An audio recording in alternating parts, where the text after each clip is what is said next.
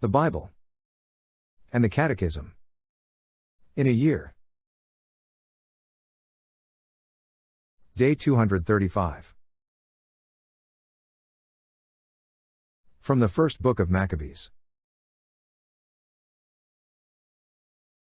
Simon takes command. Simon heard that Trypho had assembled a large army to invade the land of Judah and destroy it, and he saw that the people were trembling and fearful. So he went up to Jerusalem, and gathering the people together he encouraged them, saying to them, "You yourselves know what great things I and my brothers and the house of my father have done for the laws and the sanctuary. You know also the wars and the difficulties which we have seen. By reason of this all my brothers have perished for the sake of Israel, and I alone am left. And now, far be it from me to spare my life in any time of distress, for I am not better than my brothers. But I will avenge my nation and the sanctuary and your wives and children, for all the nations have gathered together out of hatred to destroy us." The spirit of the people was rekindled when they heard these words, and they answered in a loud voice, "You are our leader in place of Judas and Jonathan your brother. Fight our battles, and all that you say to us we will do." So he assembled all the warriors and hastened to complete the walls of Jerusalem, and he fortified it on every side. He sent Jonathan the son of Absalom to Joppa, and with him a considerable army. He drove out its occupants and remained there. Deceit and treachery of Trypho. Then Trypho departed from Ptolemais with a large army to invade the land of Judah, and Jonathan was with him under guard. And Simon encamped in Adida, facing the plain.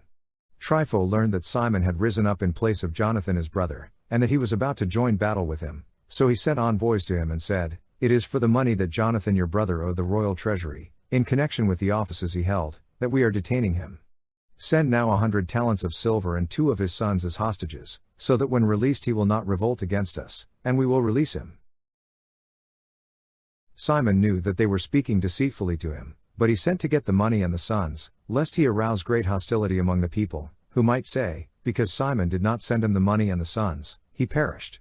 So he sent the sons and the 100 talents, but Trypho broke his word and did not release Jonathan. After this Trypho came to invade the country and destroy it, and he circled around by the way to Adora. But Simon and his army kept marching along opposite him to every place he went. Now the men in the citadel kept sending envoys to Trypho urging him to come to them by way of the wilderness and to send them food. So Trypho got all his cavalry ready to go, but that night a very heavy snow fell, and he did not go because of the snow. He marched off and went into the land of Gilead. When he approached Bascama, he killed Jonathan, and he was buried there. Then Trypho turned back and departed to his own land. Jonathan's tomb. And Simon sent and took the bones of Jonathan his brother, and buried him in Modin, the city of his fathers. All Israel bewailed him with great lamentation, and mourned for him many days. And Simon built a monument over the tomb of his father and his brothers. He made it high that it might be seen, with polished stone at the front and back. He also erected 7 pyramids, opposite one another, for his father and mother and 4 brothers. And for the pyramids he devised an elaborate setting, erecting about them great columns, and upon the columns he put suits of armor for a permanent memorial, and beside the suits of armor carved ships, so that they could be seen by all who sail the sea. This is the tomb which he built in Modin. It remains to this day. Judea gains independence. Trypho dealt treacherously with the young king Antiochus. He killed him and became king in his place, putting on the crown of Asia, and he brought great calamity upon the land. But Simon built up the strongholds of Judea and walled them all around, with high towers and great walls and gates and bolts, and he stored food in the strongholds. Simon also chose men and sent them to Demetrius the king with a request to grant relief to the country, for all that Trypho did was to plunder. Demetrius the king sent him a favorable reply to this request, and wrote him a letter as follows: King Demetrius to Simon, the high priest and friend of kings, and to the elders and nation of the Jews, greeting. We have received the gold crown and the palm branch which you sent, and we are ready to make a general peace with you and to write to our officials to grant you release from tribute. All the grants that we have made to you remain valid, and let the strongholds that you have built be your possession. We pardon any errors and offenses committed to this day, and cancel the crown tax which you owe, and whatever other tax has been collected in Jerusalem shall be collected no longer. And if any of you are qualified to be enrolled in our bodyguard, let them be enrolled, and let there be peace between us. In the 170th year the yoke of the Gentiles was removed from Israel, and the people began to write in their documents and contracts, in the first year of Simon the great high priest and commander and leader of the Jews. The capture of Gazara by Simon. In those days Simon encamped against Gazara and surrounded it with troops. He made a siege engine, brought it up to the city, and battered and captured one tower. The men in the siege engine leapt out into the city, and a great tumult arose in the city. The men in the city, with their wives and children, went up on the wall with their clothes rent, and they cried out with a loud voice, asking Simon to make peace with them. They said, "Do not treat us according to our wicked acts but according to your mercy." So Simon reached an agreement with them and stopped fighting against them. But he expelled them from the city and cleansed the houses in which the idols were, and then entered it with hymns and praise. He cast out of it all uncleanness, and settled in it men who observed the law. He also strengthened its fortifications and built in it a house for himself. Simon regains the citadel at Jerusalem.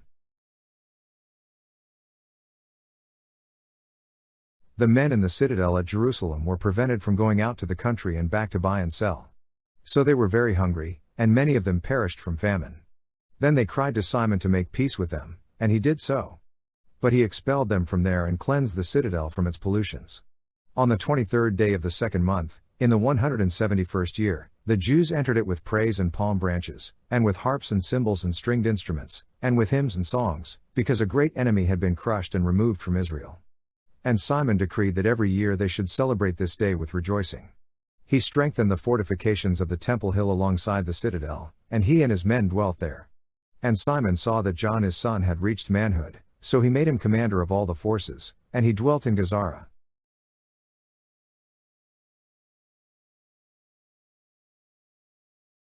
From the Song of Solomon. Expressions of praise. How graceful are your feet in sandals, O queenly maiden! Your rounded thighs are like jewels, the work of a master hand. Your navel is a rounded bowl that never lacks mixed wine. Your belly is a heap of wheat, encircled with lilies. Your two breasts are like two fawns, twins of a gazelle. Your neck is like an ivory tower. Your eyes are pools in Heshbon, by the gate of Bath Rabbim. Your nose is like a tower of Lebanon, overlooking Damascus. Your head crowns you like Carmel, and your flowing locks are like purple. A king is held captive in the tresses. How fair and pleasant you are, O loved one, delectable maiden! You are stately as a palm tree, and your breasts are like its clusters. I say I will climb the palm tree, and lay hold of its branches. Oh, may your breasts be like clusters of the vine, and the scent of your breath like apples, and your kisses like the best wine, that goes down smoothly, gliding over lips and teeth. I am my beloved's, and his desire is for me. Come, my beloved, let us go forth into the fields, and lodge in the villages. Let us go out early to the vineyards, and see whether the vines have budded, whether the grape blossoms have opened, and the pomegranates are in bloom. There I will give you my love. The mandrakes give forth fragrance, and over our doors are all choice fruits, new as well as old, which I have laid up for you, O my beloved.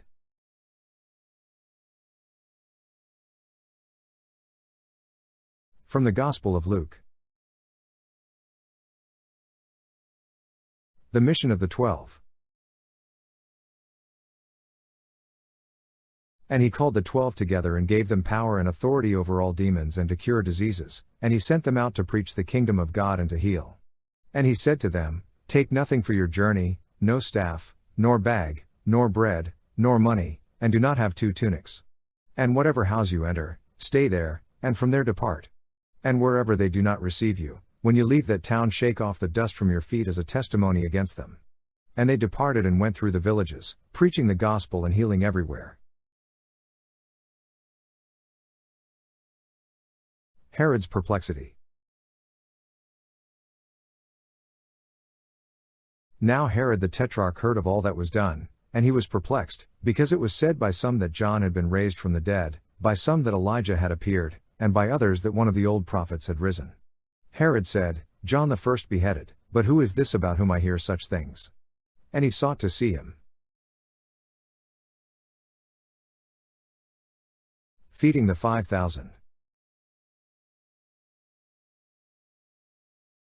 On their return the apostles told him what they had done. And he took them and withdrew apart to a city called Bethsaida. When the crowds learned it, they followed him, and he welcomed them and spoke to them of the kingdom of God, and cured those who had need of healing.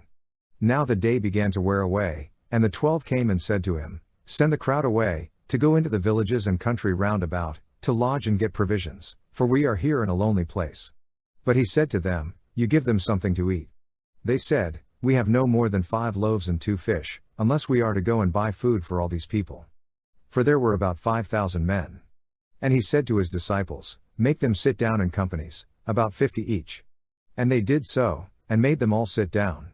And taking the 5 loaves and the 2 fish he looked up to heaven, and blessed and broke them, and gave them to the disciples to set before the crowd. And all ate and were satisfied. And they took up what was left over, 12 baskets of broken pieces.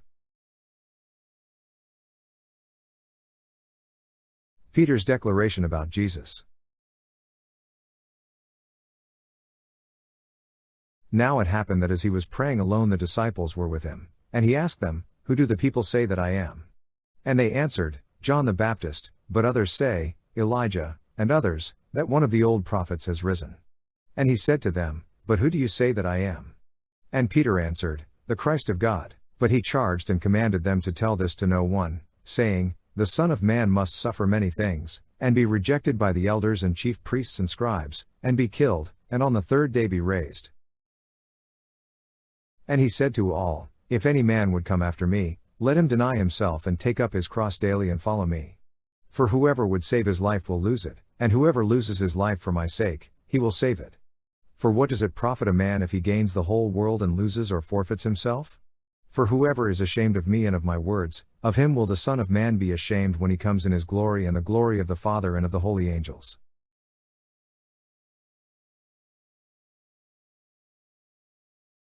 From the Catechism. Article 1, Sacramentals. Popular piety. Besides sacramental liturgy and sacramentals, catechesis must take into account the forms of piety and popular devotions among the faithful. The religious sense of the Christian people has always found expression in various forms of piety surrounding the Church's sacramental life, such as the veneration of relics, visits to sanctuaries, pilgrimages, processions, the Stations of the Cross, religious dances, the Rosary, medals, etc. These expressions of piety extend the liturgical life of the Church, but do not replace it. They should be so drawn up that they harmonize with the liturgical seasons, accord with the sacred liturgy, are in some way derived from it and lead the people to it, since in fact the liturgy by its very nature is far superior to any of them.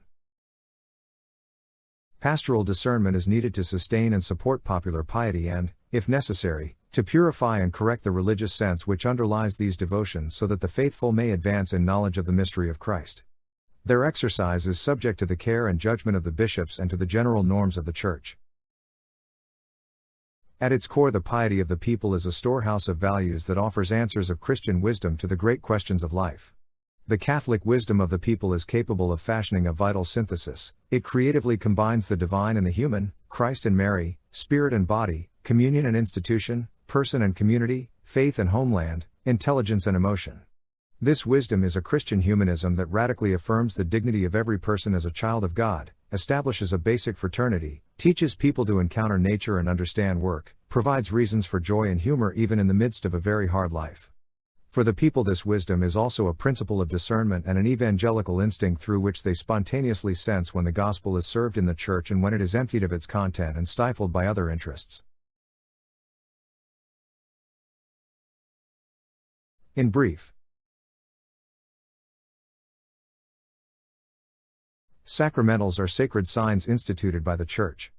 They prepare men to receive the fruit of the sacraments and sanctify different circumstances of life. Among the sacramentals, blessings occupy an important place. They include both praise of God for His works and gifts, and the Church's intercession for men that they may be able to use God's gifts according to the spirit of the gospel. In addition to the liturgy, Christian life is nourished by various forms of popular piety, rooted in the different cultures. While carefully clarifying them in the light of faith, the Church fosters the forms of popular piety that express an evangelical instinct and a human wisdom and that enrich Christian life.